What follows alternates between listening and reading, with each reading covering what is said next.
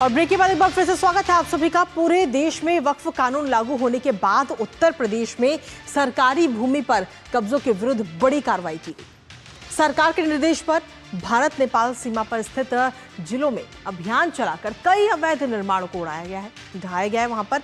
और इसके साथ ही श्रावस्ती में भी कई अवैध मदरसों को बंद कराया गया, इन पर ताला लगाया गया।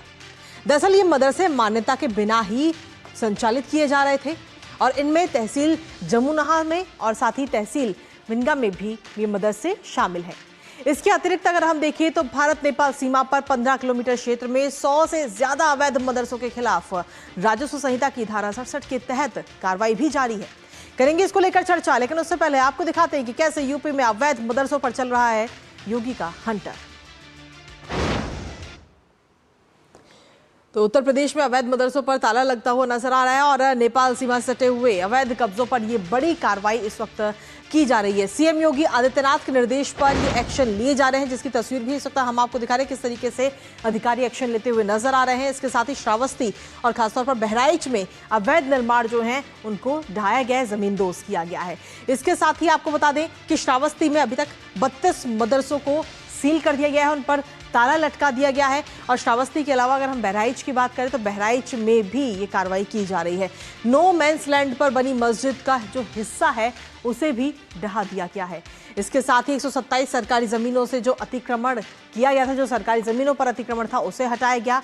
बहराइच की अगर बात करें श्रावस्ती की बात, तो बहराइच में 3 मदरसों को सील किया गया, उन पर ताला लगाया गया। और इसके अलावा बलरामपुर की अगर हम बात करें तो बलरामपुर में 21 अवैध मदरसों पर ताला लगा दिया गया है, उन्हें बंद कर दिया गया।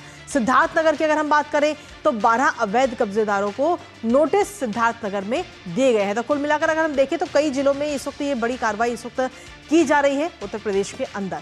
और हमारे साथ इसी पर ज्यादा जानकारी ले लेते हैं। हमारे साथ हमारे सहयोगी आशुतोष शुक्ला इस वक्त जुड़ रहे हैं। अब से कुछ ही देर में वो हमारे साथ जुड़ेंगे, लेकिन उससे पहले उनकी एक खास रिपोर्ट आपको दिखाते हैं।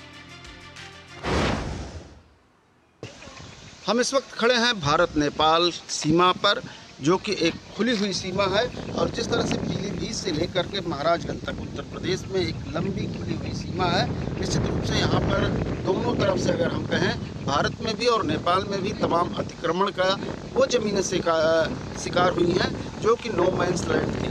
हमारे ठीक पीछे जो मस्जिद गिराई जा रही है, ये मस्जिद जो है अतिक्रमण में थी और नोटिस पाने के बाद मस्जिद के कर्ता धर्ताओं ने इसको तोड़ना शुरू किया है।